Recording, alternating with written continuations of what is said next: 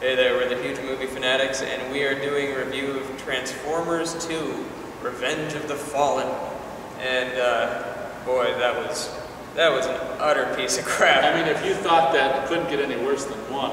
Yeah. I was like...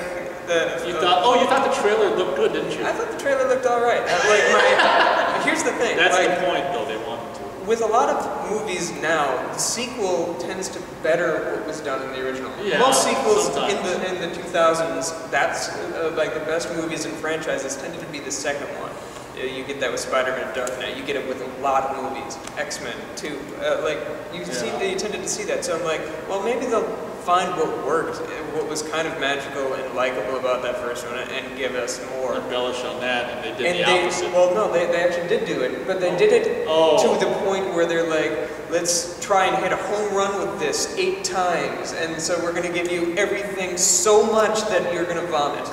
And, like, the comedy was just so dumbed down. Oh my God. Like, the weed jokes were completely pointless, and like the weed brownie thing. His mom in that movie, Sam's mom in that movie, which if you saw the Transformers review, you can see my disgust of how she was portrayed in the first one. She was just, it was just like quadrupled her stupidity.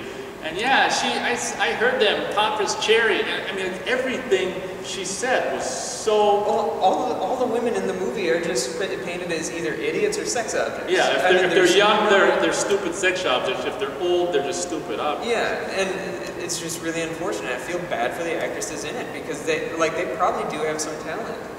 The mom certainly does, but I don't know much with Megan And Fox. then Megan, I can't even forget, before I even forget Megan's intro, man. It's completely, like on that bike. Yeah. Oh. Which, that's so awkward, like she's so not comfortable. It's visibly obvious that she is not comfortable. Yeah, that's the position you're gonna take for 20 minutes as you're trying to do a delicate, whatever the hell she's supposed to be doing, that she'd even be able to do. So, I mean, like, that's where the problems come in. I mean, like the first one, I kind of dug some of the secondary performers that came in. Rainn Wilson has a small little role in the movie as a professor, and I like Rainn Wilson quite a bit. He was good.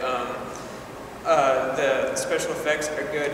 Here is the one positive that I had about Transformers 1, which was that at least Optimus Prime looked different. The climax of this movie has Optimus Prime getting an upgrade, and he becomes silver, like the villain. So it's like, what's happening here? Like, it's 2 fighting things, and it's like, I don't even know which one to root for. What's the point? And then there's those 2 idiot robots who are the Jar Jar Binks. Oh my God, there was a lot of buzz on the net, negative buzz about that, which I think was rightfully there, about them being completely like the ghetto.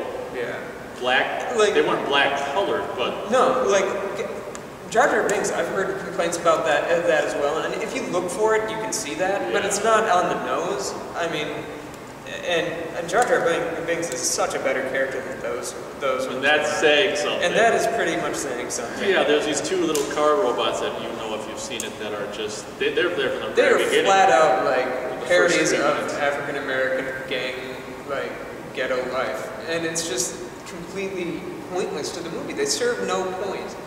And they're there for the comic relief, but the comic relief is flat out offensive. And it's really bad in this one. Yeah. There's 2 separate scenes of a dog. First there's a scene of a dog humping another dog, and later on, later on, not the dog. It's the robots humping Megan Fox's dog. Which flat out shows that is literally all she is. She is a sex object. Let me rephrase that. The robot's humping Megan Fox's leg, not dog. But yeah, out of all 3 movies, that one is so trashy, and that the jokes are so, and that brownies thing, the scene, which completely should not even have been there, with Mom, and she's just going nuts. Yeah, like crazy. I sat there offended through a large portion of the movie, and the stuff that's actually offensive doesn't comprise most of the movie, but it just left such a bad feeling within me that I was done even gaining any form of enjoyment that I possibly could have found looking past it. I know. Like, I just didn't want to continue watching that movie. I'm surprised that I did. It is truly an awful movie, and I just feel bad for the people who wasted their talents on So much money. I mean, So think much of money. all the money wasted on that thing. And like all those computer people like who were designing the special All of effects that them are amazing. Like, I mean, the effects, just like the first one, I think, for being visual effects, are amazing. they're Visual, they're great. like the top of the class as visual effects go. And for what? Yeah, That's the problem. So like I'm gonna give Transformers 2 a half a star. Like I was just so upset with the movie that I couldn't look past how upset I was. So like yeah. Yeah, but having, like I say, in Megan, having hers being such a blatant sexual object like that, and the parents again just being so stupid. Well, not so much the dad, but the mom is just like crazy, and they have a little bit of college. Oh, one thing I do want to say, I told you I think after it came out, one of the jokes that I actually thought was funny was when he's talking to that big football college guy or whatever, and he's like, the guy's like, "Where are you going?" I'm like, "I'm gonna go find you a tighter shirt." And the guy's friend is like, "There wasn't one, we checked." And I thought that was funny because it was actually making fun of themselves in that way. So I thought that was the one joke that was actually funny. Stars.